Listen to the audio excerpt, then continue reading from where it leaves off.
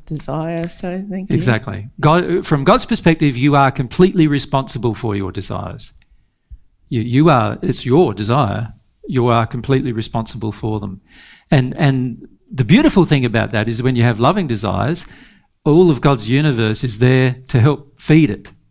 You know, God himself, God's laws, all there to help feed your loving desire.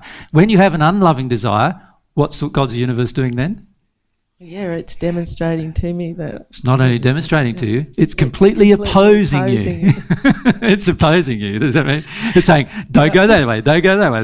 That's God's universe. So when you have an unloving desire, God's universe is opposing your desire. Of course, the world will probably support it, but God's universe is not supporting it, it's opposing it. And then when we have a loving desire, God's universe is supporting it, right? And helping, encouraging it, right? And so once you start becoming sensitive to that as well, you start seeing the power of engaging God's laws even in a world that doesn't wish to, right? You start seeing how powerful that is as a choice, you know? Yeah, rather than blaming, that when God's laws are opposing my unloving actions, rather than going, that. It's like, starting to really start to feel and take responsibility for what God's showing me. It's a very loving thing that God's doing, isn't it? Creating a whole series of laws that oppose our unloving actions is actually a loving thing. And to be frank with you, it's exactly the same thing we need to do with our children. Create a whole heap of loving laws that oppose their unloving actions. Most of us didn't do that when we brought up our children. We just fed addiction, they had fed our addiction. We didn't think or consider whether we were opposing an unloving action or supporting an unloving action. And most of the time our definition of love is totally warped. So, when it comes to our children, we're saying, you feed my addiction and that's a loving action. Whereas if we were truly sensitive to God's laws, if a child started feeding our addiction, we would actually oppose that. We would actually stop them from feeding our addiction. Does that make sense? Yeah, it does. Can I ask another question that's just brought up in me? Was somebody like me who didn't have really much opposition to developing to my unlovingness as a child. Yep. So your unlovingness was supported. It was supported, yeah. Which I think most people would say is the case. Okay. I tend to think of like the worst case scenario. So I've been reflecting on what actions I can take to start to take responsibility for that and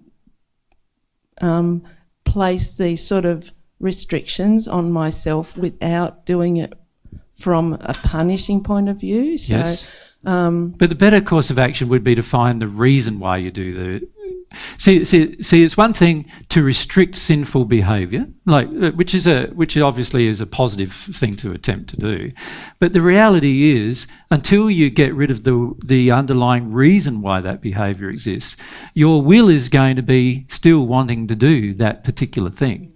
So it's far more powerful to examine the feeling inside of you that drives that unloving behaviour, rather than just restrict the unloving behaviour because it's easier to do that. So what I see a lot of people doing is they restrict their unloving behaviour, and with varying degrees of success. It's usually not always successful. And they do that because they want to avoid the process of actually finding out why they have the unloving behaviour. So you've got to be very careful. See, this choice to develop my loving self is all about finding the cause of my unloving behaviour, rather than just trying to address the effect of it.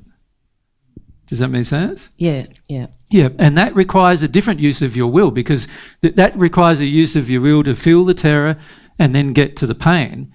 And this is where most of us, this is why we choose the willpower road, this is why we choose to use our intellect to try to do the other, is because we're not that keen on going down this road to feel pain and feel our terror.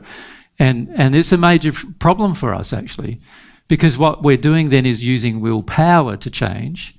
And then when we do make a little change on that willpower road, we convince ourselves we're now on the right road, And it's nothing to do with God's way.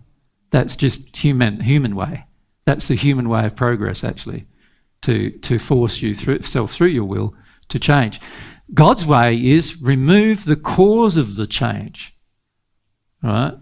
Now, God's love will remove the cause of the change. So all I need to do is develop myself to such an extent that I have a longing for God's love that's sincere, and I'm willing to repent on that particular area. And that requires a different way of looking at the problem, you see?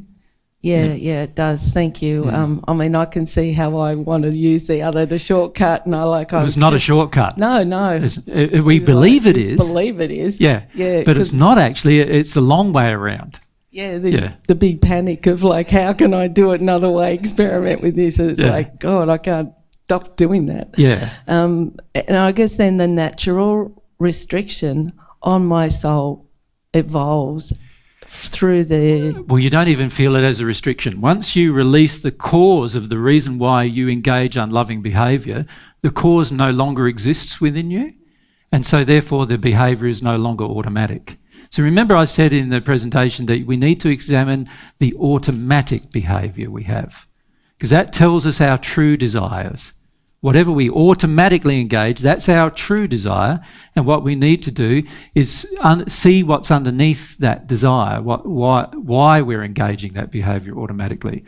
So for the majority of us, we're not praying automatically, right? It's something we have to force ourselves to do. So it's willpower that we're using to pray.